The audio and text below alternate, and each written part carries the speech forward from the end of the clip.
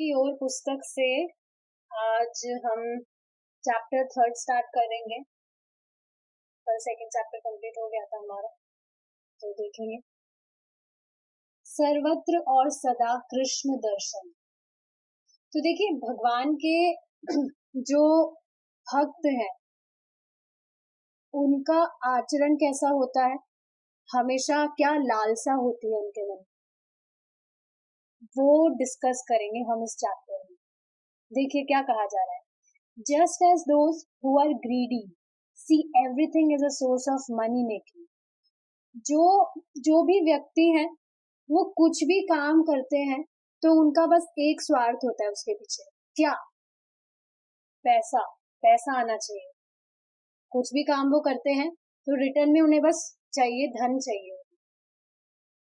अब डिवोटीज क्या चाह रहे हैं? The most perfect devotee sees Lord Krishna everywhere. तो देखिए, जो भगवान के भक्त होते हैं वो हर जगह कृष्ण को देखते हैं। कुछ भी वो काम करते हैं वो क्यों करते हैं? ताकि कृष्ण उससे संतुष्ट हो। खुद के लिए उन्हें कुछ नहीं चाहिए होता। क्यों? क्योंकि वो ये समझने लगते हैं कि अगर हम कृष्ण को संतुष्ट करेंगे तो हम तो अपने आप ही संतुष्ट हो जाएंगे, कुछ अलग से प्रयास करने की जरूरत नहीं है। लेकिन आप अभी देखिए, जो व्यक्ति है वो सेल्फिश बन रहा है, भगवान को कुछ भी नहीं देता है, सब कुछ अपने लिए करना चाहता है, तो कहाँ ही वो संतुष्ट रह पा रहा है। ट्राई करता है वो कुछ ना कुछ करके, मैं संतुष्ट हो जाऊंगा, सेटिस्फाई हो जाऊंगा, बट कहाँ हो पाता है। तो ये चीज है, आगे देखेंगे। हमारे व्यवहारिक जीवन में कृष्ण भावनामृत कैसे जागृत हो, इसकी शिक्षा श्री कृष्ण ने हमें दी है। ऐसा नहीं है कि हमें अपना कर्तव्य करना छोड़ देना चाहिए या फिर कोई भी कर्म करना बंद कर देना चाहिए। यस, देखिए ये बहुत ज्यादा मिसअंडरस्टैंडिंग होती है लोगों के बीच में, मतलब लोगों को ये बहुत ज्यादा मिसअंडरस्टैंडिंग होती है कि भक्ति का मतलब होता है सब कुछ छोड़ देना, सब कुछ त्याग देना और बस सिर्फ ध्यान में लगे रहना या सारे दिन चैंटिंग करना। नहीं, ऐसा नहीं होता है। भक्ति किसी भी आश्रम में की जा सकती है। भक्ति का मतलब क्या है? जो भी आप कार्य कर रहे हैं, जो भी आप कर्म कर रहे हैं, उसको भगवान के संबंध में कर रहे हैं, वो भक्ति है। तो अगर आप खाना बना रहे हैं, कृष्ण के लिए खाना बना रहे हैं, तो वो भक्ति है। अगर आप घर की भी सफाई कर रहे हैं तो वो भी कृष्ण के संबंध में आप कर रहे हैं, वो भी भक्ति है। तो कुछ भी हम काम कर रहे हैं उसको करते वक्त हम कृष्ण को केंद्र में रख रहे हैं, तो वह भक्ति है। भक्ति का मतलब ये बिल्कुल नहीं होता है कि हम हमारी रेस्पॉन्सिबिलिटीज कंप्लीट ना करें। जैसे माताजी हैं, भक्ति करती हैं, तो इसका मतलब ये तो नहीं है कि अब वो खाना वाना नहीं बना रही है, अपने घर वालों का ख्याल नहीं रख रही है। ऐसा नहीं होता है, सारे काम करने होते हैं। तो ये चीज है। बल्कि कर्म कृष्णा भावनामृत में रहते हुए करते रहना चाहिए। यस, यही बात तो बताई जा रही है। और सबसे इंटरेस्टिंग बात क्या है? व्यक्ति कर्म किए बिना रह भी नहीं सकता है, बिना कुछ करे वो रह ही नहीं सकता है। मनुष्य की ये आवृत्ति है कि वो हमेशा कुछ ना कुछ करना चाहता है। आप देखिए ना, हम हमेशा कुछ ना कुछ नया करने में लगे रहते हैं, शांत तो हम कभी बैठ ही नहीं सकते। तो इस वजह से देखिए, Krishna consciousness does not mean no maya. Krishna consciousness means Krishna consciousness does not mean no to maya. Krishna consciousness means yes to Krishna. तो हमें हमारा काम करना बंद नहीं करना, बस जो काम है उसको कृष्णा की तरफ मोड़ देना है। हमें इस पे ध्यान नहीं देना है कि हमें माया वाले काम नहीं करने हैं। हमें ज्यादा किस पे ध्यान देना है कि जो भी हम काम कर रहे हैं हम कृष्ण के संबंध में करें। अब देखिए, एक एग्जांपल से समझाती हूँ। व्यक्ति जो है वो सिर्फ एक दिशा में ही जा सकता है, या तो वो ईस्ट में जा सकता है या वो वेस्ट में जा सकता है। ऐसा नहीं है कि वो वेस्ट में भी जा रहा है और ईस्ट में भी जा रहा है, दोनों जगह वो एक साथ नहीं जा सकता है। तो उसी तरह जब हम कृष्ण से संबंधित कुछ कर रहे हैं तो माया की जो चीजें हैं वो तो अपने आप ही बंद हो जाएगी। जैसे अभी हम यहाँ पर डिस्कशन कर रहे हैं, हम कुछ भी ग्रंथ पढ़ रहे हैं, तो अपने आप कुछ और काम तो नहीं कर रहे हम। एक माता जी को मैं देख रही हूँ किचन में कुछ काम कर रही है, वरना वो भी ठीक ही है। लेकिन आप देखिए ना, हम कुछ अगर कर रहे हैं तो एक टाइम पे हम एक चीज ही कर सकते हैं, एक टाइम पे हम एक दिशा में ही जा सकते हैं। तो अपने आप को दूसरी दिशा में रोकने की जगह सही दिशा में जाने का हमें प्रयास करना चाहिए। मुझे पता है माता जी आप भक्ति ही कर रही है, कृष्ण के लिए खाना बना रही है यहाँ, सो दैट वो अपोज नहीं है, यू कैन डू दैट। ठीक है, आगे देखेंगे। प्रत्येक व्यक्ति जीवन में कोई ना कोई व्यवसाय करता है। कोई प्रश्न यह है, किंतु प्रश्न यह है कि वह इसे किस भावना से करता है। तो यही चीज बताई जा रही है कि व्यक्ति कर्म करता है, पर प्रश्न यह है कि वो उसको किस भावना से कर रहा है, किस लिए कर रहा है, किसके संबंध में कर रहा है। हर मनुष्य सोचता है अपने परिवार का पोषण करने के लिए मुझे कोई ना कोई व्यवसाय चाहिए।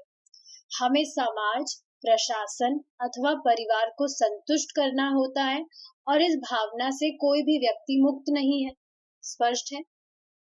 सरवाइव ऐसा होता है ना, जैसे किसी भी व्यक्ति से आप पूछिए काम क्यों कर रहे हो आप, क्या जरूरत है इतना काम करने की, इतनी तपस्या करने की। तपस्या मतलब कुछ आध्यात्मिक तपस्या नहीं, मतलब वो जो भी अपना जॉब वगैरह कर रहा है धन आदि कमाने के लिए, वो कहेगा हम सरवाइव करने के लिए कर रहे हैं इतना सब कुछ। मुझसे पूछिए सरवाइव क्यों कर रहे हैं आप, उसके पास कुछ आंसर नहीं होगा। तो देखिए ये चीज तो सही है, इससे कोई मुक्त नहीं है, सरवाइव तो करना ही है हमें, और इससे कोई मुक्त रह भी नहीं सकता है। किसी भी कार्य को भली भांति करने के लिए मनुष्य में सही भावना का होना अनिवार्य है। वह व्यक्ति जिसकी भावना अशांत है और जो पागल जैसा है, वह कोई कर्तव्य पालन नहीं करता है। तो यहाँ किसकी बात की जा रही है? जो कुछ भी काम कर रहा है उसको एमलेसली कर रहा है, पता नहीं है क्यों कर रहा है। जैसे सर्वाइवल वाली बात है, सर्वाइव व्यक्ति कर क्यों रहा है पता ही नहीं है। विचार करना चाहिए, मतलब हमें तो सबको पता है, लेकिन जो व्यक्ति जिसको पता नहीं है कि जो भी वो काम कर रहा है सरवाइव करने के लिए कर रहा है, तो सरवाइव करना क्यों है। ऐसे ही वो ही व्यक्ति होते हैं जो कोई कर्तव्य पालन नहीं करते। मनुष्य जीवन का एकमात्र कर्तव्य है क्या? भगवान के लिए कुछ करना।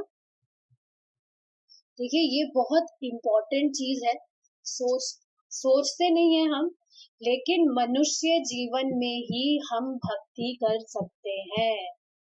और किसी भी योनि में आप देख लीजिए, कोई भी प्राणी हरे कृष्णा नहीं कर सकता है, कुछ भी नहीं कर सकता है, वो सिर्फ मनुष्य ही कर सकता है।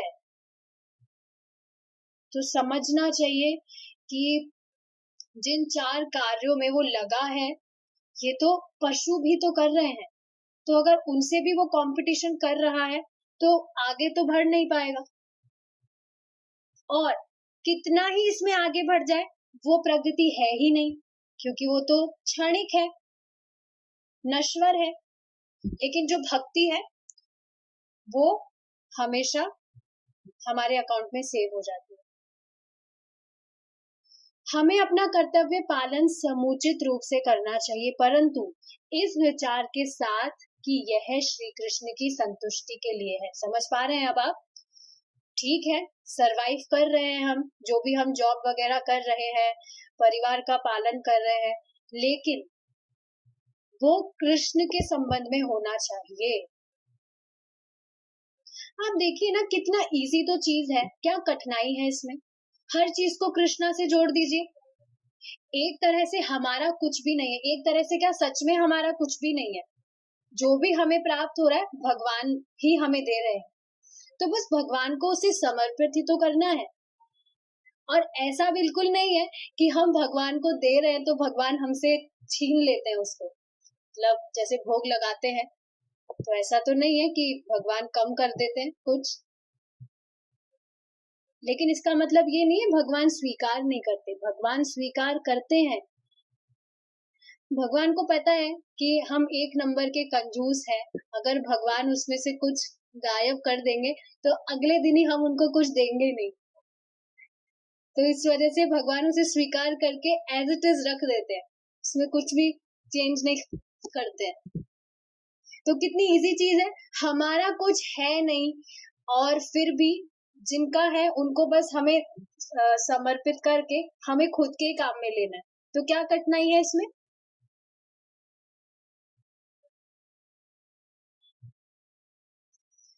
Working for Krishna is the ultimate perfection of all our activities. Yes. सच में ये चीज पता नहीं आप कर पा रहे हैं या नहीं अनुभव। जो भी हम कृष्णा से रिलेटेड काम करते हैं वो काम गिल्ट फ्री लगता है, उसमें कुछ गिल्ट नहीं है, आनंद आता है। क्यों? क्योंकि हम देख पाते हैं कि हम कृष्णा से रिलेटेड जो भी काम कर रहे हैं उससे हमारा प्योरिफिकेशन ही हो रहा है। और सबसे अमेजिंग चीज क्या है, उसमें कुछ तपस्या नहीं है। जो हम पहले करते थे वो अभी भी वो ही करना है, बस उसको कृष्णा को दे के करना है। क्या कठिनाई है इसमें? ऐसा नहीं कि हमें अपना कार्य पद्धति बदलनी पड़े, परंतु हमें यह समझना आवश्यक है कि हम किसके लिए कार्य कर रहे हैं। समझ पा रहे हैं? कुछ भी हम जो कर रहे हैं उसमें कुछ चेंजेस नहीं है, जैसा हम जो खाते थे वही हम अभी भी खा रहे हैं। हाँ, थोड़ा कॉन्शियस हो गए कि अनियन गार्लिक नहीं खाना है, बाहर का खाना नहीं खाना है, घर में बना के खाइए आराम से।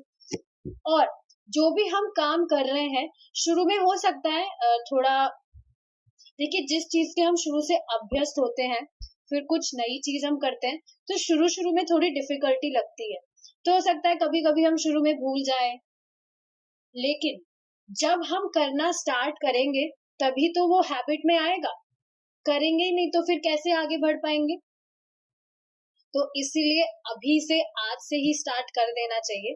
जो भी हम काम कर रहे हैं कृष्णा को केंद्र में करके करिए। प्रसाद तो है ही, उसके अलावा आप कुछ नया कपड़ा पहनते हैं वो भी कृष्णा को आप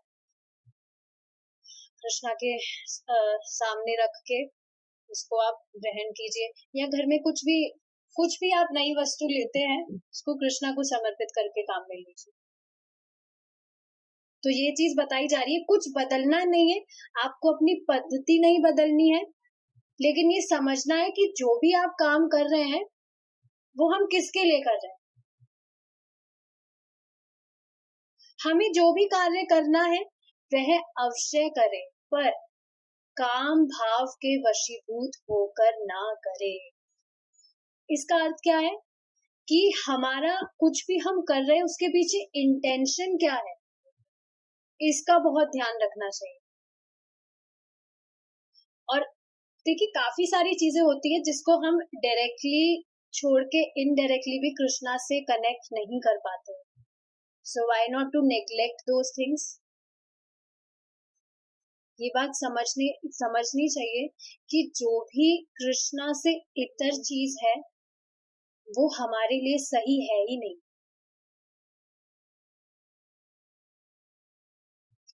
समझना चाहिए इस बात। संस्कृत का यह काम शब्द लोलुपता, इच्छा, आकांक्षा और इंद्रिय तुष्टि का बोध कराता है। श्री कृष्ण हमें निर्देश देते हैं कि हमें कोई कार्य अपने काम की तुष्टि के लिए नहीं करना चाहिए। यस, देखिए, जो भी व्यक्ति कुछ भी काम कर रहा है, अगर कृष्ण उसके केंद्र में नहीं है, कृष्ण को वो देखकर उसे नहीं कर रहा है, तो वो चोर कहलाता है।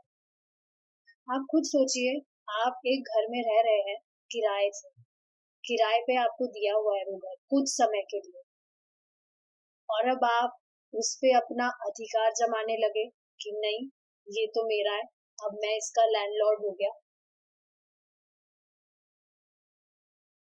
तो क्या वो सही चीज होगी?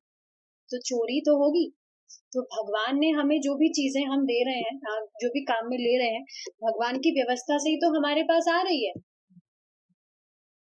और हम भगवान को ना देके सेल्फिश बन रहे हैं कि ये तो मेरे भोग के लिए, मैं भोगूंगा इसे, तो ये चोरी तो है और इसका बंधन भी लगता है।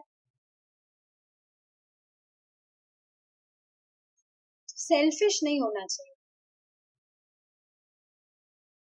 समझना चाहिए कि इतनी कोई हार्ड चीज नहीं है ये कि भगवान को देकर हम कुछ कर रहे हैं। तो भगवत गीता की संपूर्ण शिक्षा इसी सिद्धांत पर आधारित है। अर्जुन अपनी इंद्रियों की संतुष्टि के लिए अपने बंधु बांधवों के बंधु बांधवों से युद्ध नहीं करना चाहता था, किंतु श्री कृष्ण ने समझाया कि उसे परमेश्वर की तुष्टि के लिए अपना कर्तव्य पालन करना चाहिए। भौतिक दृष्टि से यह विचार बड़ा पवित्र लग सकता है कि अर्जुन अपने राज्य अधिकारी को छोड़ रहा है और अपने संबंधियों को मारने से इनकार कर रहा है, किंतु श्री कृष्ण ने इस सिद्धांत का अनुमोदन नहीं किया, क्योंकि अर्जुन का निर्णय अपनी इंद्रियों को तुष्ट करना था। देखिए, काफी सारी चीजें ऐसे हो सकती है जिसे हम भौतिक दृष्टि से देखते हैं तो वो हमें बहुत सही लगती है कि हाँ, ये चीज तो सही है, लेकिन वो सही नहीं होती है। जैसे एग्जाम्पल के लिए आपको मैं बताती हूँ, आपने देखा होगा काफी जो व्यक्ति होते हैं, भौतिकतावादियों की बात करते हैं, वो भी दान धर्म करते हैं, लेकिन अगेन कृष्णा को केंद्र में नहीं रखते।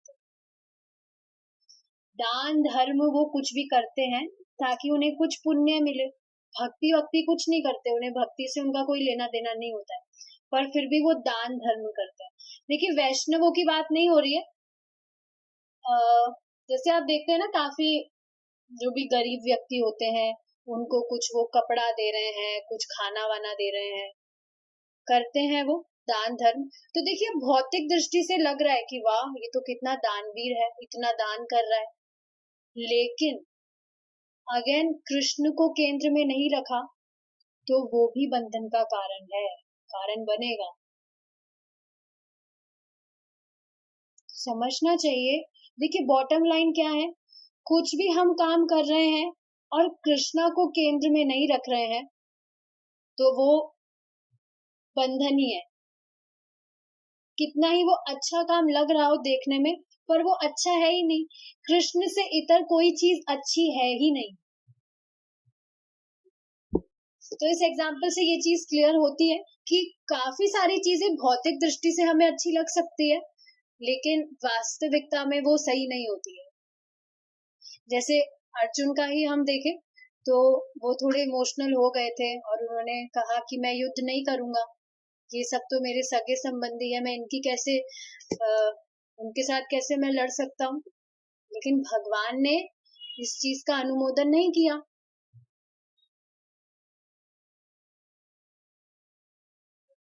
क्योंकि अर्जुन का निर्णय अपनी इंद्रियों को तुष्ट करना था। अटैचमेंट जिसे बोलते हैं, अटैचमेंट ही तो है ये। मनुष्य को अपने कार्य या व्यवसाय को बदलने की आवश्यकता नहीं है। देखिए, कितना इजी बनाया है कृष्णा ने। आपको कुछ भी बदलने की जरूरत नहीं है, आप जैसी अपनी स्टेट में है, जहां पर है, वहीं से बैठे बैठे आप सब कुछ कर सकते हैं। कोई गृहस्थ आश्रम में है तो ऐसे नहीं बोला जा रहा तुम्हें तो गृहस्थी अपनी छोड़ के तुम्हें तो जंगलों में जाके तपस्या करनी पड़ेगी, ऐसा कुछ भी नहीं है। जो भी आप कार्य कर रहे हैं, जो भी आपका बिजनेस है, उसे बदलने की जरूरत नहीं है। जैसे अर्जुन का कार्य नहीं बदला, पर उसे अपनी भावना अवश्य ही बदलनी होगी, किंतु इस भावना को बदलने के लिए ज्ञान की आवश्यकता है। देखिए, हम जो भी काम कर रहे हैं उसको बदलने की जरूरत नहीं है, लेकिन उसके पीछे का इंटेंशन हमें बदलना जरूरी है। क्या? कि जो भी हम काम कर रहे हैं वो कृष्णा के लिए कर रहे हैं, कृष्णा को सेटिस्फाई करने के लिए कर रहे हैं। एंड लिटरली आप ये चीज जब करके देखेंगे, आपको खुद को जो सेटिस्फैक्शन होगा उसकी कल्पना नहीं की जा सकती। बहुत प्रसन्न होता है मन, आप खुद अभ्यस्त हो जाएंगे इस चीज के कि मैं कुछ भी जो भी काम करूं कैसे उसे कृष्णा से कनेक्ट करूं। इट्स रियली फन, बहुत आनंद आता है इसमें। कुछ भी हम काम कर रहे हैं, कृष्णा से कैसे कनेक्ट करें, देख पाते हैं हम कि हाँ मैं ये काम कर रहा हूँ, कृष्णा कितने खुश हो रहे होंगे इससे, अपने आप मन खुश हो जाता है। तो यही चीज बोली जा रही है, आप जो भी काम करें, आपको पेंटिंग करना पसंद है, कृष्णा के लिए पेंटिंग करिए। मुझे लिटरली पेंटिंग करना बहुत पसंद था, और अब मैं जब भी पेंटिंग करती हूँ, आराम से पेंटिंग करती हूँ और देख पाती हूँ कि इससे मेरा कितना प्योरिफिकेशन हो रहा है। अनुभव नहीं हो रहा है, बट सोच तो सकते हैं, और होता है। ऐसा नहीं है कि आर्टिफिशियली हम सोच रहे हैं कुछ भी काम आप कृष्णा के संबंध में कर रहे हैं, आपका प्योरिफिकेशन होता है। दिखने में वो चीज बहुत छोटी सी लगती है, पर वो छोटी बिल्कुल नहीं होती है।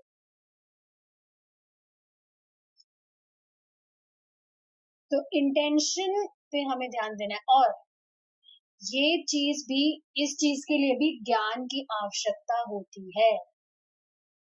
हमें अगर नॉलेज नहीं होगा तो हम कैसे ही कर पाएंगे कुछ भी। नॉलेज के बिना तो कुछ भी नहीं कर सकते हम। वह ज्ञान है, यह जानना, क्या जानना? मैं कृष्ण का अंश हूँ, उनकी पराशक्ति हूँ। यस, जो आत्मा है, हम आत्मा ही तो है, किसी को डाउट है? आत्मा ही तो है हम। तो आत्मा परमात्मा का अंश ही तो है। तो हम सब कृष्ण के अंश हैं। और देखिए, जब हमारी बात आ रही है तो सिर्फ मनुष्यों की बात नहीं आ रही, हर एक जीव, हर एक प्राणी कृष्ण का अंश है। पराशक्ति क्या होती है? देखिए, एक होती है पराशक्ति, एक होती है अपराशक्ति। पराशक्ति क्या होती है? जितनी भी, जो भी प्राणी है या जो भी वस्तुएं हैं जिसमें कॉन्शियसनेस होती है, चेतना होती है, जैसे कुछ भी आप देख लीजिए, पशु पक्षी पेड़ पौधे इत्यादि, सब में चेतना होती है, दे आर लिविंग बींग्स। तो ये भगवान की पराशक्ति है। अपराशक्ति क्या होती है? जो नॉन लिविंग बींग्स होती है, जड़ पदार्थ जो होते हैं, जिनमें चेतना नहीं होती है, वो भगवान की अपराशक्ति होती है। यही वास्तविक ज्ञान है। तो देखिए, जितने भी वेद हैं, वेदों में जो भी नॉलेज है, जो भी, मतलब वेदों का सार क्या है? यह जानना कि हमारा भगवान से क्या संबंध है। और जब व्यक्ति ये समझ जाता है कि मैं कृष्ण का अंश हूँ, तो फिर वो क्यों नहीं कृष्ण को संतुष्ट करने के लिए सब कुछ करेगा। जैसे आप सोचिए, अच्छा हमारा जो टाइम है यहाँ खत्म हो गया है, we will continue it tomorrow now.